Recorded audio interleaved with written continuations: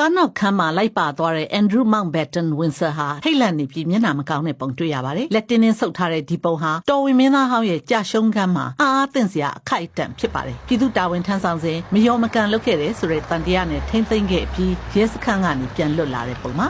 Thames Valley ရဲ့တပ်ဖွဲ့ရဲ့ကြေညာချက်ထဲမှာထိမ့်သိမ်းထားသူကိုအခုခါစုံစမ်းစစ်ဆေးမှုအောက်မှာပြန်လွှတ်ပေးလိုက်ပြီး Norfolk ခရိုင်မှာရှာဖွေစစ်ဆေးနေတာတွေကိုအဆုံးသတ်လိုက်ပြီလို့အတည်ပြုခဲ့ပါတယ်။ Berkshire ခရိုင်မှာတော့ရှာဖွေစစ်ဆေးနေတာတွေကိုခုထိလုပ်နေစေလို့နားလည်ရပါတယ်။2001နဲ့2011ခုနှစ်အတွင်း UK ကုန်သွယ်ရေးကိုယ်စားလှယ်အဖြစ် Mr. Mountbatten Windsor ဆောင်ရွက်ခဲ့စဉ်ကသူ Jeffrey Epstein အပါအဝင်တခြားသူတွေထံအစိုးရစာတမ်းတွေကိုသူလှမ်းပို့ခဲ့တယ်ဆိုတဲ့ Epstein File တွေကဆွဆွဲချက်တွေနဲ့သူ့ကိုစစ်ဆေးမေးမြန်းနေတာပါ။ဘီရင်ကြီးကတော့ London Fashionသတင်းပတ်ပွဲကိုဖွင့်လှစ်ပေးခဲ့ရင်တော်ဝင်ဝတ္တရားတွေကိုလုပ်နေပါတယ်။သူ့ညီတော်အဖမ်းခံရတဲ့အကြောင်းလှမ်းမေးတာကိုဘာမှမတုံ့ပြန်ခဲ့ပါဘူး။ဒါပေမဲ့နောက်ပိုင်းမှာဘီရင်ကြီးစီကကြေညာချက်ထွက်လာပါတယ်။ဘီရင်မင်းမြတ်တပားအနေနဲ့ပြက်ပြက်သားသားထုတ်ပြန်ထားပါတယ်။ Andrew Mountbatten Windsor ရဲ့သတင်းကိုကြားခဲ့ရတာကအတော့ကိုစိုးရိမ်စရာပါ။တရားဥပဒေအတိုင်းလုပ်ကိုလုပ်ရမယ်ဆိုတာကိုပြက်ပြက်သားသားပြောကြပါတယ်။ဒီအမှုဆက်စုံစမ်းစစ်ဆေးနေစေမို့နောက်ထပ်ဝေဖန်မှုမသင့်တော်ပါဘူးလို့ဆိုပါတယ်။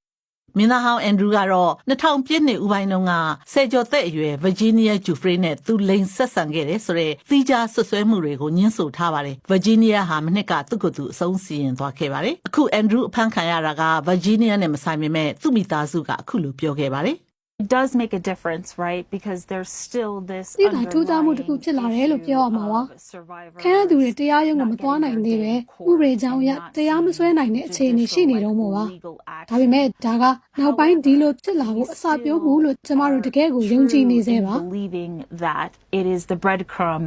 to the larger dinner. 66နှစ်အရွယ်မင်းသားဟောင်း Andrew က Epstein နဲ့ဆက်ဆံရေးမှာသူဘာမှမဟုတ်တာမလုပ်ခဲ့ဘူးဆိုပြီးအမြဲညင်းဆိုခဲ့ပါတယ်။ American ကလွှတ်တော်အမတ်တွေကတော့ Epstein ကိစ္စစုံစမ်းစစ်ဆေးမှုတွေသူတို့ဆက်လုပ်နေစေမို့ဒီထိမ့်သိမ့်မှုဟာတိသာထူးခြားတယ်လို့ဆိုပြီးတာဝန်ခံဖို့တိုက်တွန်းလိုက်ပါတယ်။ဥပဒေအရမလုပ်မဖြစ်လုပ်เสียမလို့ပေမဲ့ Congress Committee မှာလာရောက်ထွက်ဆိုဖို့ Andrew ကိုထပ်တောင်းဆိုလိုက်ပါတယ်။သမ္မတ Trump ကလည်းအခုလိုတုံ့ပြန်ခဲ့ပါတယ်